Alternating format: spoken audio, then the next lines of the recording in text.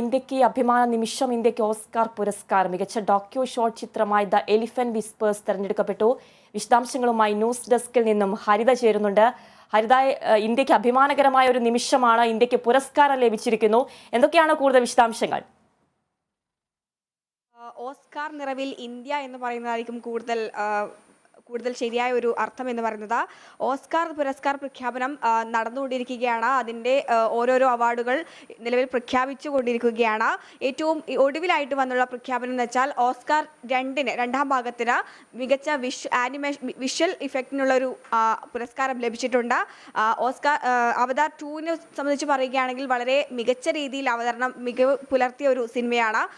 അതിനാണ് ഇപ്പോൾ മികച്ച വിഷ്വൽ പുരസ്കാരം ലഭിച്ചിരിക്കുന്നത്. മറ്റുള്ള വിവരങ്ങൾക്ക് പോവുകയാണെങ്കിൽ ഇന്ത്യൻ സിനിമയെ സംബന്ധിച്ച് ഏറ്റവും മികച്ച ഒരു നേട്ടം കൈവരിക്കാൻ നിലവിൽ സാധിച്ചിട്ടുണ്ട്. ഇന്ത്യൻ സിനിമയെക്കുറിച്ച് പറയുകയാണെങ്കിൽ മികച്ച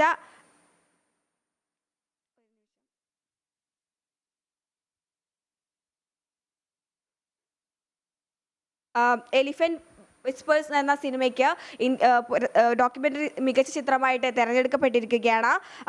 ആ ചിത്രത്തെക്കുറിച്ച് പറയുകയാണെങ്കിൽ ഒരു രഘു എന്ന ഒരു ആനക്കുട്ടിയുടെ കഥ പറയുന്ന ഒരു ഡോക്യുമെന്ററി ചിത്രമാണ്. കൂടാതെ മറ്റുള്ള ആദ്യ പുരസ്കാരം ഫിനോയ്ക്കാണ്. മികച്ച ആനിമേഷൻ ഫീച്ചർ ചിത്രം എന്ന ഒരു അവാർഡാണ് ലഭിച്ചിരിക്കുന്നത്. ഗില്ലർമോ ഡെൽറ്റോറോ പിയാസ്കോ കെഖ്യു ക്യാൻ മികച്ച സഹനടൻ, എവറിത്തിങ് എവരിവെയർ ഓൾ നൈറ്റ് എന്ന ഓൾ വൺസ് എന്ന സിനിമയ്ക്കാണ് പുരസ്കാരം ലഭിച്ചിരിക്കുന്നത്. അതേസമയം മികച്ച സഹനടിയായി Jamie Lee Curtis everything everywhere എന്ന സെയിം ചിത്രത്തിനാണ് ലഭിച്ചിരിക്കുന്നത്. പിന്നെ പറയുകയാണെങ്കിൽ നൽവാനി ഡാനിയൽ റോഖർ എന്ന മികച്ച live action short film an Irish goodbye, മികച്ച ഛായാഗ്രഹൻ James Friend, all quiet the all western front എന്ന ചിത്രത്തിനാണ് പുരസ്കാരം. മികച്ച കേശാലങ്കാരം മേക്കപ്പ് ദ വേൽ, വസ്ത്രാലങ്കാരം Ruth Carter. Black Panther Wakanda forever എന്ന് പറഞ്ഞ സിനിമയുടെ വസ്ത്രാലങ്കാരത്തിനാണ് റൂത്ത് കാർട്ടറിന് അവാർഡ് ലഭിച്ചിരിക്കുന്നത്.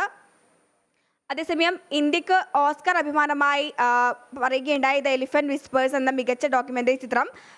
അതേസമയം ഇന്ത്യയുടെ മികച്ച മറ്റൊരു ഗാനം നാട്ടു എന്ന ഗാനം പ്രതീക്ഷയുടെ നിറവിൽ നിൽക്കുകയാണ്.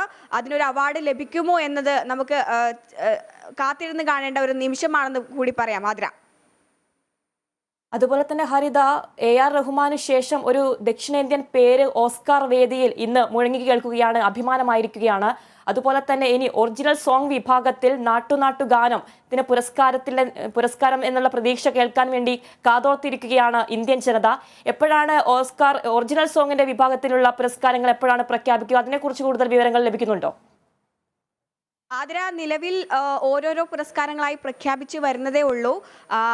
ഇന്ത്യൻ ഗാനങ്ങളുടെ പുരസ്കാരങ്ങൾ ഇതുവരെ പ്രഖ്യാപിച്ച് തുടങ്ങിയിട്ടില്ല. എങ്കിലും ഇന്ത്യക്ക് ഒരു പ്രതീക്ഷ നൽകുന്ന നിലയിൽ നാട്ടു എന്ന കീരവാണിയുടെ ഗാനം നമുക്കൊരു പ്രതീക്ഷ നൽകുന്നതാണ്. ഇന്ത്യൻ സിനിമാ ചരിത്രത്തിൽ ഒരു പുതിയ ഗാനത്തിന് ഒരു അവാർഡ് ലഭിക്കുക എന്നത് ഇന്ത്യയെ സംബന്ധിച്ച് വളരെ അഭിമാനപൂർവ്വമായിട്ടുള്ള ഒരു നിമിഷമാണ്.